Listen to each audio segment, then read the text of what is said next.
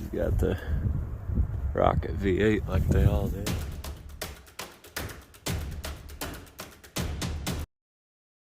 Made a trip out to the junkyard today. Gonna see what's new out here. Take a look in the crusher stack and see what I missed. So many lost souls.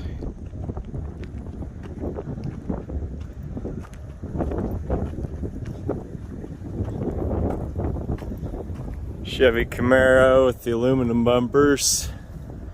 Super rusty car. 74 to 76. This was a diesel Mercedes. I'm not sure if they call that one the Fintail. Heard there was one with that moniker anyway. That's a diesel model. 64 to 6 Thunderbird. It's a power brake car.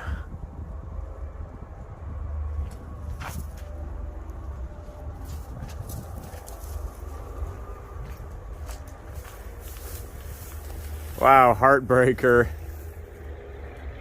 GMC Jimmy 4-wheel drive, and that thing's just nearly completely rust-free truck. Smashed up in the pile. How sad.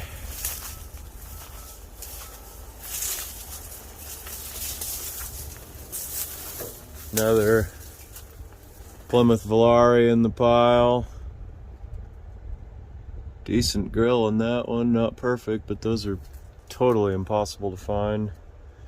Smashed on top of a 73 to 7 El Camino. Smashed on top of a 64 or 5 T-Bird. Then back inside there you can see the 63 Valiant.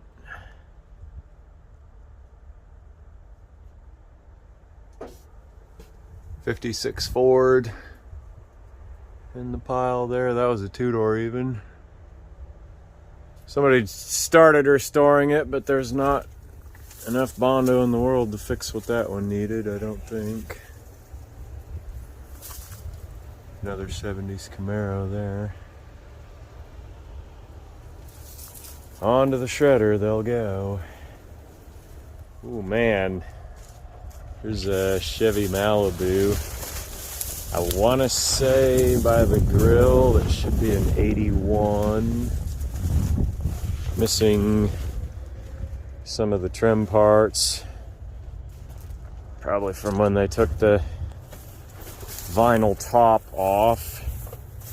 But really, other than those few spots on the roof from the vinyl top, pretty rust-free car. Definitely inquire about making a deal on this old rig. Look how nice those floors are.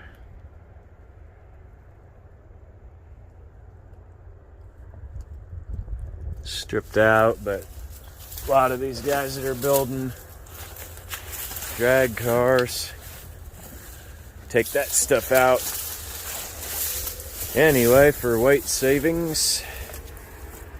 Kind of a goofy old set of dual pattern alloys. I hated those things when they came out. I haven't acquired any fondness for them since.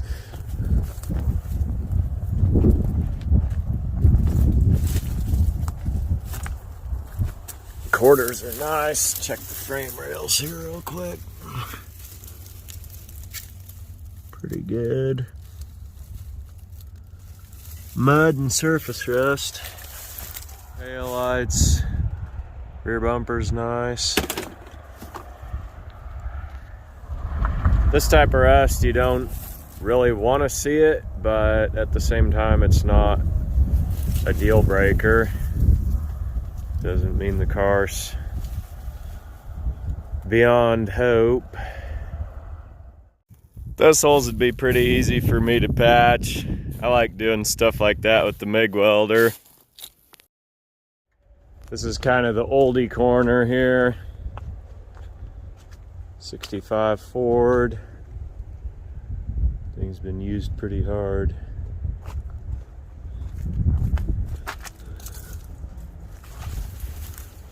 Another one. These 1-tons.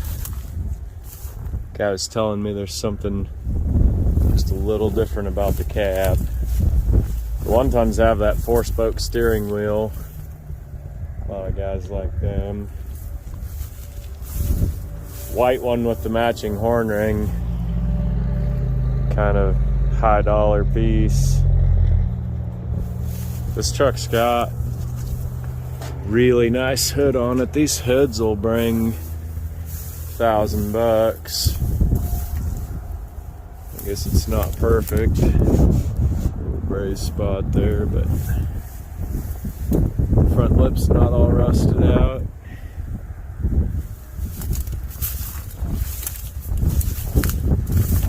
'71 or 2 Chevelle 4-door hardtop, which is a very unique car. Couple old Rackers, Holmes and a Century on 70s Chevy. These are like 81 to 87 Chevys. There. Take a quick look at this hood. That thing's like perfect.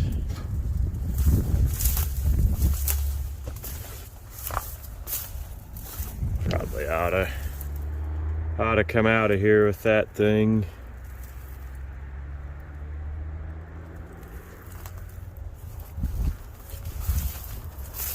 Old 47 Chevy pickup. They made an awful lot of these. This one's been repainted lighter shade of blue. See that real pretty original color on the firewall. It's probably a 235 in here. Oldsmobile's a 55 should be. Walk around here and see if I'm right. 55 side trim. Yeah, that's the double oval grill in her. That's a cool old car, really. She's got the rocket V8 like they all did. A lot of things pretty neat about these cars. Floors are gone. Realistically, just a parts car at this point, but a lot of good parts there. 61 Buick Special probably there. And this old Electra, really dig this car. I was kind of wanting to make a deal on it. I've seen this one before, and it's really a pretty sweet old car. They took the motor out, but that's something that could be remedied. And I think they stole the power window switches out, but that can be fixed as well. Come around and show the front end of it. I always kind of think of TV show Mad Men whenever I see one of these old cars. Just a cool old body.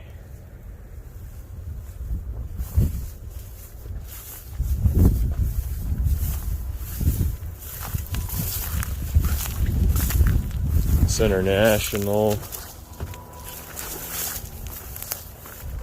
52 should be.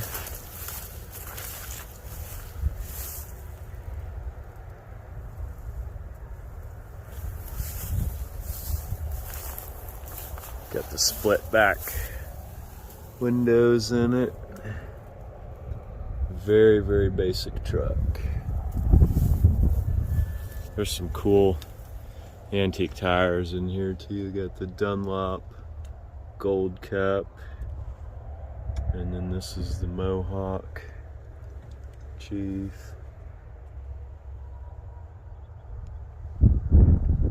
All those old Mohawk tire signs are really collectible. Every time I see one of these Mohawks, I think some collector would want that to put in a tire stand for display. This old Ford Ranch wagon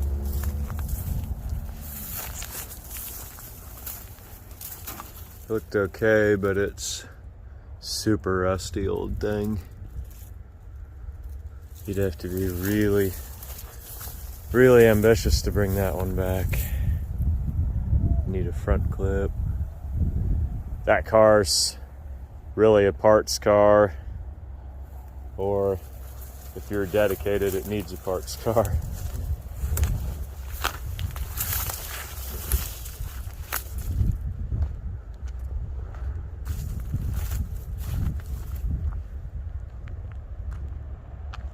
This cab over Ford, I mean, it's pretty battered.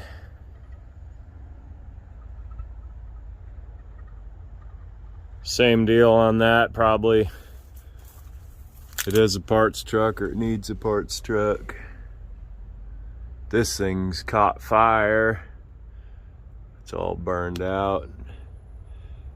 That fire makes a lot of heat, and then it just corrodes that metal. It really hurts them getting burned like that. They just don't survive in very good shape. And then of course any of the sheet metal is really warped by that point.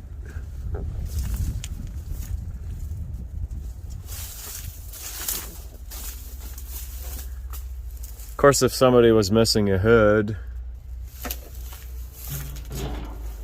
they'd be more than eager to make this one work.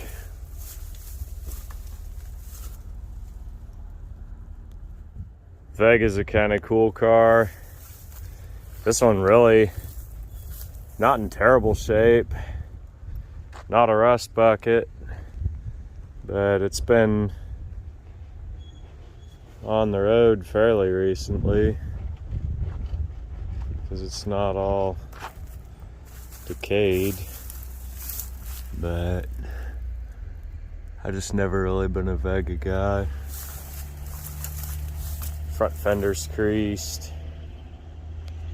Then you come around the back and see it's got this buckled trunk lid and quarter and tail, which who knows, could have happened after it got here. That kind of hurts it for being anything average person will be real motivated to fix. It's a cool car though.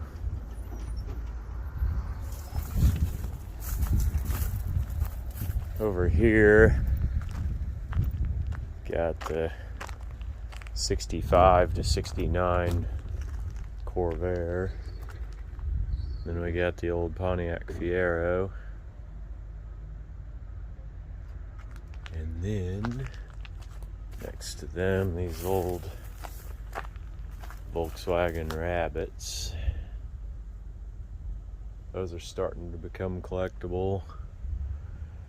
Probably one person that held on to them with plans and intentions, and then they just end up out here at the junkyard. 65 Galaxy on top of a Buick Roadmaster. Really early Jeep Wagoneer. This one's got to be like a 63, 64, 65. Check a little inside here. Stick shift like they all were.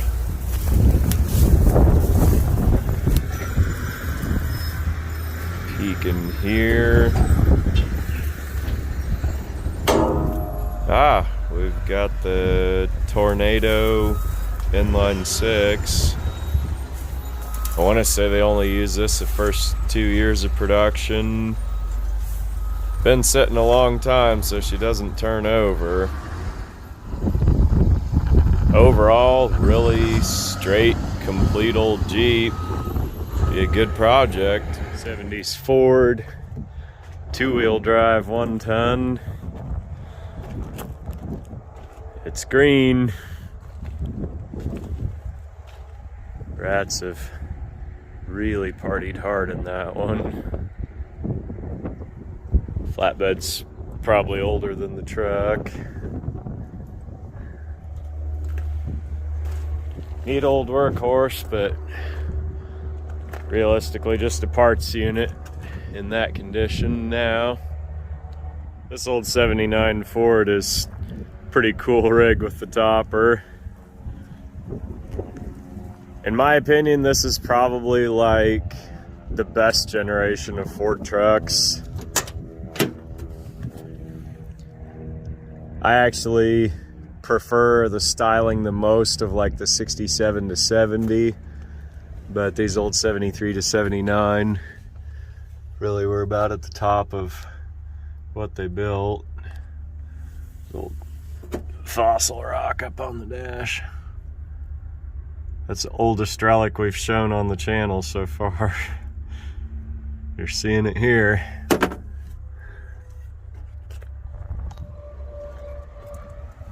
These are just good, well-built, durable old trucks. The problem though was that the gas mileage wasn't real great. I remember about 2007-8 when the price of junk went up there. Man, these old trucks, they were just led to the slaughter because the price of iron was up too. And then I want to say it was probably Gas Monkey Garage built one, and then it was like almost overnight these trucks flipped and people were looking for them, building them, and value kind of went up on them.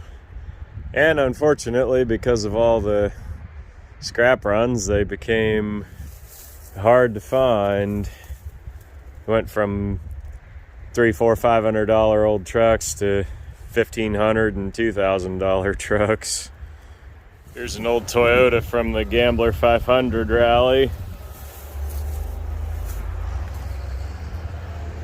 Mileage on this thing, 280,000. That's a shame. Came to the junkyard before they even got it broke in. Old tractor. Believe this is a Case LA. Grabbed the crank on this one and it actually does turn the engine. This thing's been sitting outside a long time, but could have potential for project or parts. One of the 3-point arms got folded under it. Everything up here is a little crusty looking. This old thing could possibly have some potential. No idea where the serial number is, or I'd show you that. It's kind of crazy that thing still turns for having not had a can on it.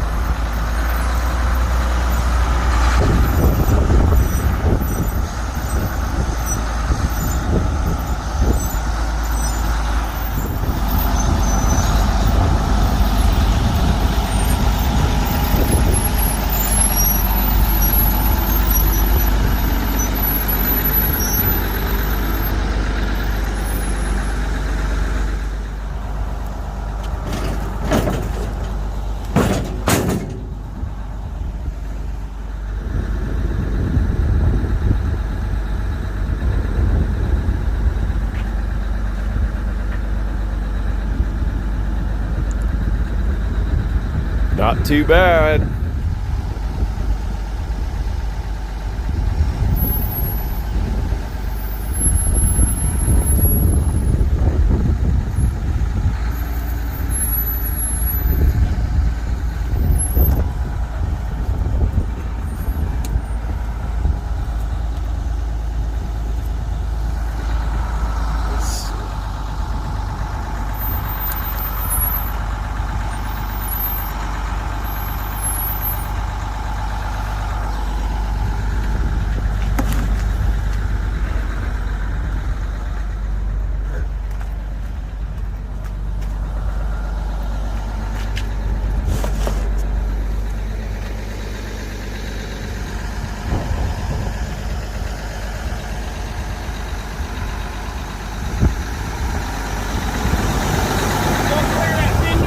Yeah, that's why I put the tires there.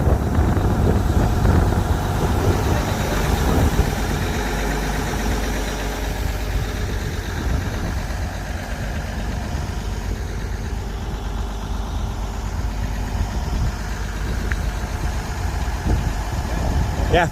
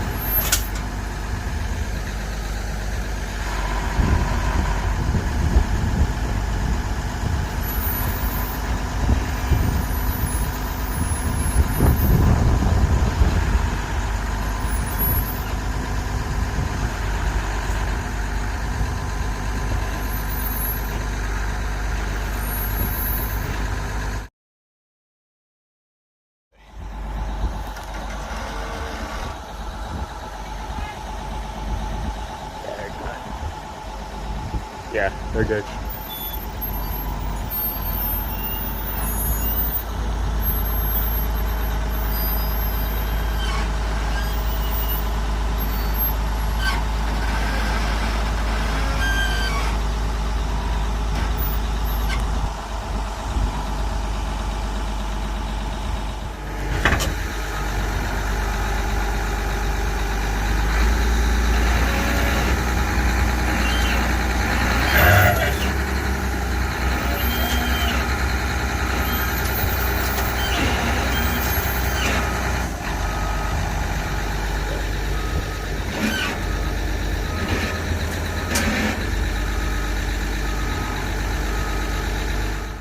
This is the 81 Malibu.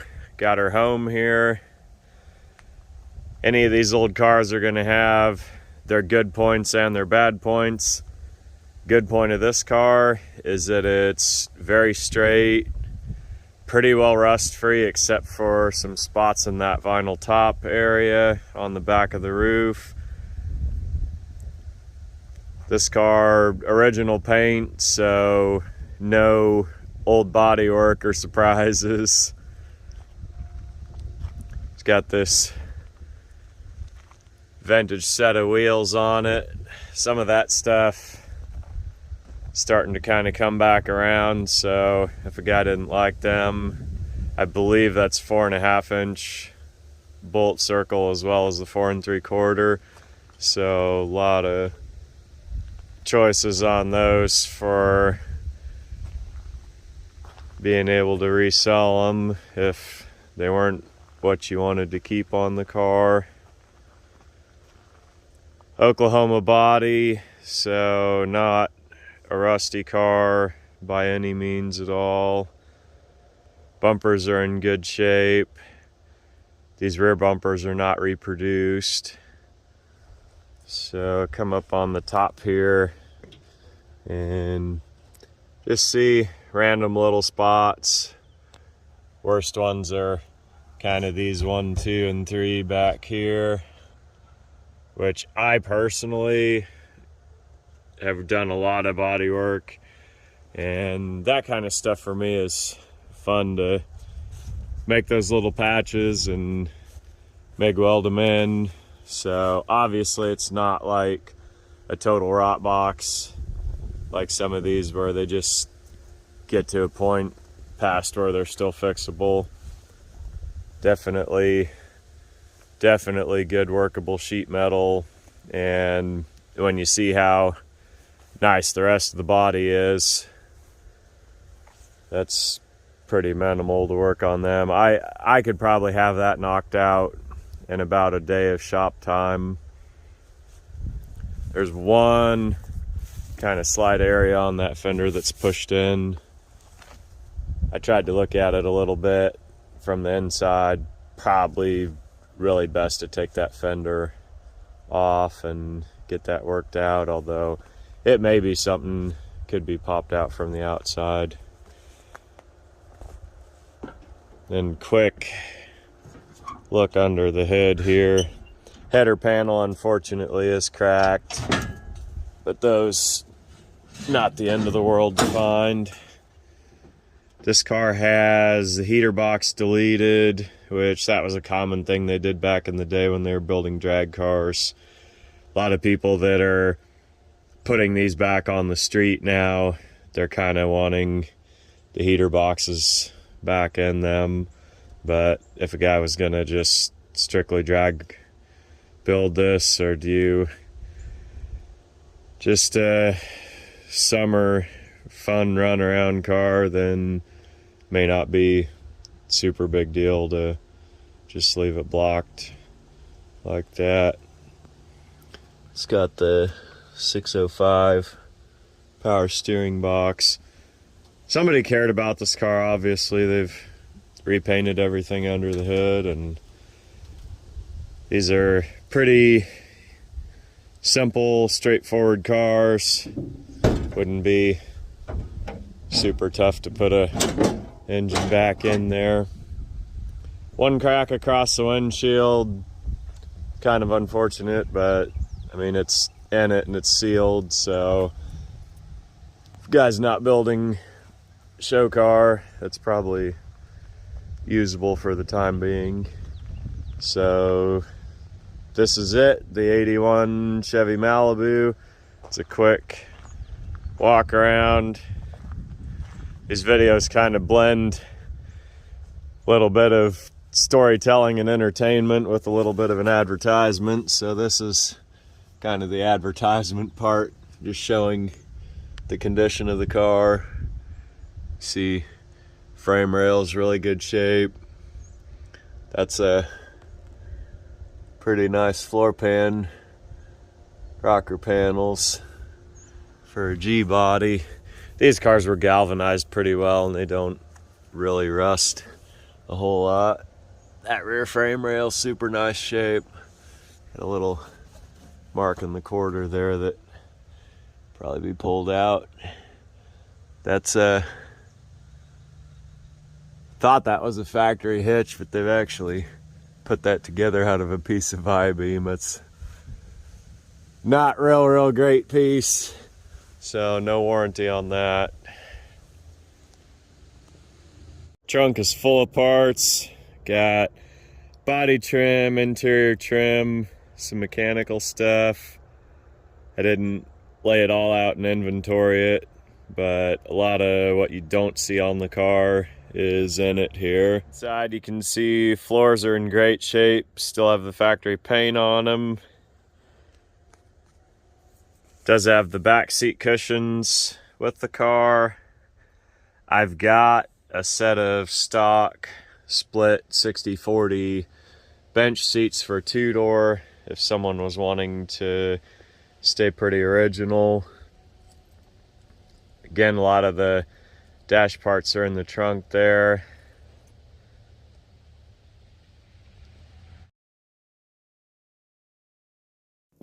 Jeep's Wagoneer station wagon was introduced in the fall of 1962 as a 1963 model. They were designed to be a station wagon per the catalog brochure, rather than just strictly a utilitarian vehicle as the four-wheel drive vehicles before it had been. This particular Jeep is finished in tree bark brown with a sylvan green interior. These Jeeps were notorious for rusting out. This one is a fairly good example, with really the only rust in the bottom of it being contained to the rocker panels and the quarter panels. The 1963 and 1964 Wagoneers were powered by Kaiser Jeep's engineering marvel, the Tornado Inline 6, which featured hemispherical combustion chambers, as well as an overhead cam design. Unfortunately, this engine was only used for 2 years in civilian vehicles. It was then used in Jeeps in the military throughout the mid-60s, as well as in Argentina-built Jeeps, as well as an AMC Rambler badged as a Renault. It's a bit of a tragedy that this engine was just withdrawn from the US market because it was a phenomenal design. It made great power with great efficiency. Unfortunately, the Argentine design was changed quite a bit from the US design. US parts suppliers have long since abandoned any support for it, and it is difficult to even get so much as a gasket set for this engine. Unfortunately, the engine in this Jeep being seized really is just a conversation piece. For this Jeep to be functional again in any form or fashion, it will definitely need to be swapped with a different powertrain. Fortunately, there is much flexibility for different powertrains, including the possibility of Buick, AMC, or Chevrolet engines. The Jeep Wagoneer was truly a world vehicle, having been built in the US, Argentina, Iran, and Egypt.